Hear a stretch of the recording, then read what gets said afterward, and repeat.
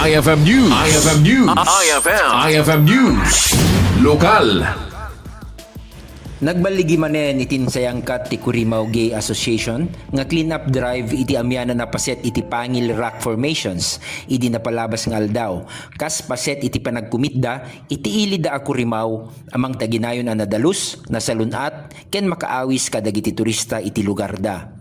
Sangsang kamaysada anang parigta ken nangalukoy kadagiti daduma ang mga iwan iti aglawlaw tapno mangi panakkel iti kinalinis iti Curimaw ken may panakkel met iti komunidad da nga LGBTQ.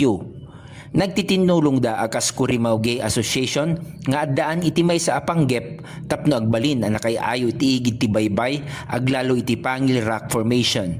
Tunggal pedaso ti basura ang maurong da ket maiyarig da akas may sangadang agturong iti panang salaknib iti aglawlaw ken panang pataod iti nataltalged ken nadalus a lugar para iti amin. Para iti IFM News, Idol Glenn Batuyong, Tatak IFM! IFM News. IFM News. IFM News. Lokal.